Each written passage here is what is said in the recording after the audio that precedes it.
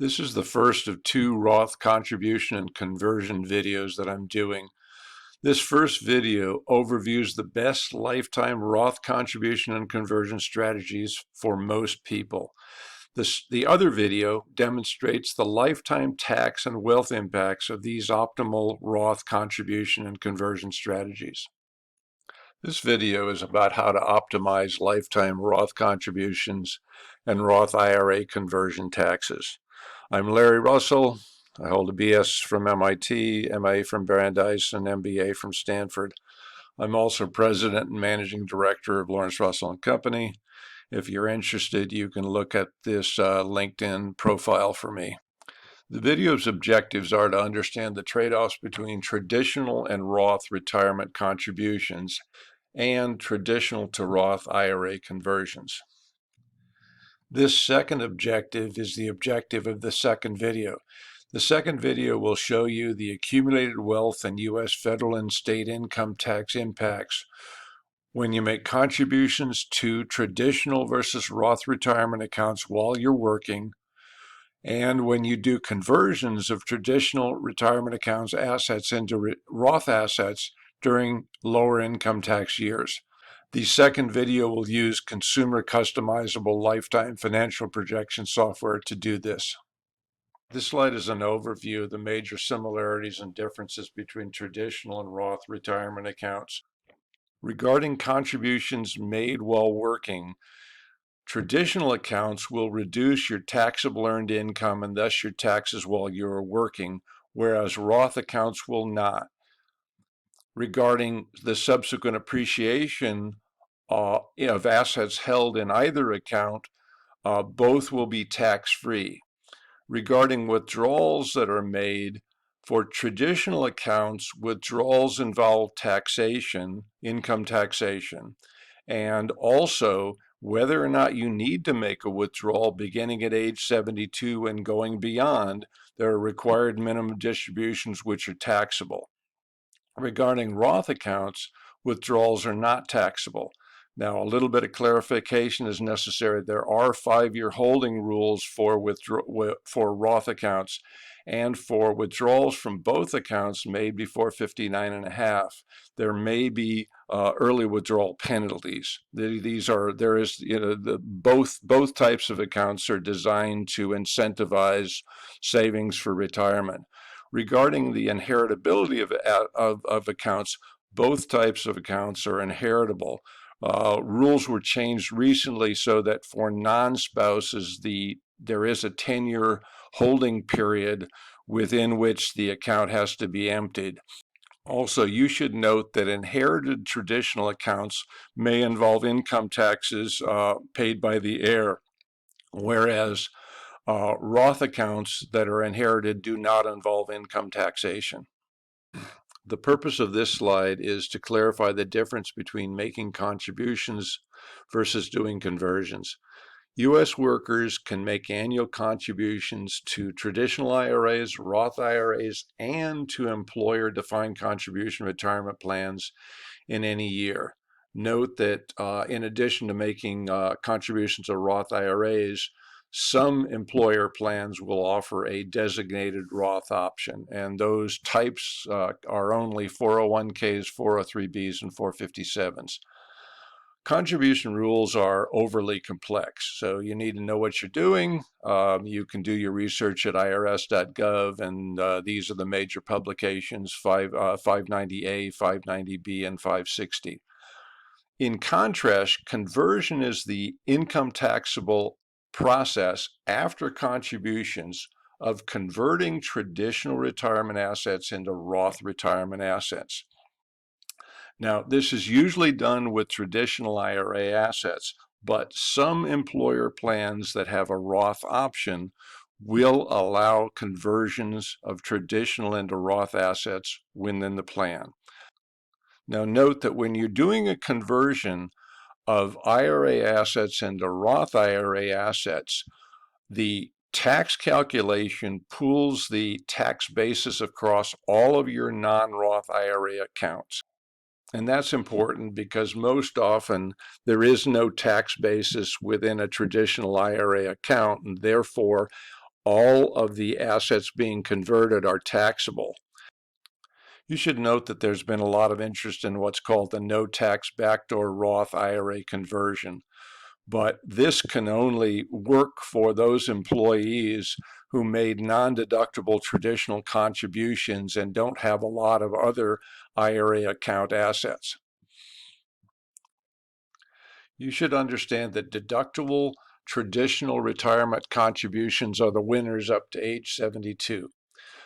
Tax-deductible traditional contributions will reduce your upfront U.S. federal, state, and local, and yes, some people are subject to local income taxes. The higher your income tax rates while you're working, the higher the tax savings that you get from the upfront deduction. With lower taxes, you have either cash savings or you can spend more. If you save the taxes, those taxes can compound in taxable accounts for decades. Deductible traditional contributions are financially preferable to non-deductible Roth contributions up to age 72. Now, the other side of the coin is the Roth advantage that begins at age 72. If some Roth contributions are made while working, then required minimum distributions on traditional retirement accounts will be lower after age 72. Lower RMD income taxes after age 72 are the investment payback mechanism that allow you to recover the lost deductible income tax savings and lost subsequent asset appreciation. However, it can take many years to overcome the financial head start that traditional deductible contributions have. The vast majority of people will not accumulate enough traditional retirement assets and thus will not pay high enough RMD income taxes in retirement to pay back the lost tax savings and the lost appreciation. The typical Roth versus traditional contribution break-even age is much greater than the average life expectancy. So what's a better strategy? Making traditional to Roth conversions in low-income tax years can have a much quicker investment payback. While working, income tax rates are higher for most people compared to their expected retirement income tax rates. The initial tax savings on deductible traditional retirement plan contributions are a much higher percentage of income and thus more valuable. So, most people should wait for lower income tax years after retirement to do a series of Roth conversions. Taxes paid at lower rates mean a quicker payback. And if you wait to convert, it allows for greater asset appreciation on the initial deductible tax saving. Also, you should note that you should plan to convert some, but not all of your traditional retirement assets. There are diminishing returns on Roth conversions. The first dollar converted is the most valuable. You do not need to eliminate all traditional retirement RMDs. You just need to cut them back. This slide is a visual summary to contrast the two investment models. The upper part would be the model for making Roth contributions during your working years, and the lower visual part is making Roth conversions in low tax years after retirement.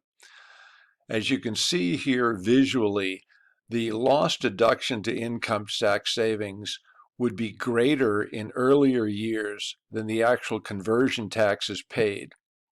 In addition, there's a longer period of lost appreciation on the assets in the account versus a shorter period of lost appreciation here. And this part is the critical part, which is when do you break even? On the contributions model, you tend to break even much later in retirement versus the conversions model where you can break even earlier in retirement. These are some of the considerations in optimizing your Roth conversions. Plan to do a series of Roth conversions in low income tax years, typically after retirement, but also note that if you have periods of unemployment or a sabbatical where your income taxes are low while working, this may be another opportunity to do some conversions at lower taxes. Also, build up assets in your taxable non-retirement accounts that will allow you to pay living expenses during Roth conversion years so that you don't have to take additional money out of traditional accounts, pay taxes on those simply to pay your ongoing living expenses. When you do this series of conversions, convert up only to certain income tax breakpoints, such as the federal 12% income tax breakpoint or even the 22% income tax breakpoints. Also, take into consideration other income and also deductions, because your deductions also give you room to be able to make conversions. The ages of 65 to 69 are often best for these conversions. You're on Medicare, and typically the best strategy is to defer the largest Social Security check to age 70 so you have much less income during that period of time. Also, you might be able to make advantageous conversions from 70 and beyond. Note that the RMD formula is backloaded by age, so your RMDs are much higher later in retirement than they are earlier in retirement. Also, before age 65, those taking early retirement might find opportunities to be able to do Roth conversions. One thing you should note, however, is that there's always the question of how do you pay for health insurance premiums if you take early retirement. Affordable Care Act medical insurance tax subsidies need to be taken into account because Roth conversions would count as part of the modified adjusted gross income calculation on ACA subsidies. Nevertheless, if you do controlled conversions up to certain points, you probably can take advantage of significant tax subsidies on ACA premiums, as well as do some limited Roth conversions before age 65. That's the end of my first Roth video. If you're interested, look for this other video on optimizing Roth lifetime taxes. Please subscribe to my channel, and thank you very much for listening.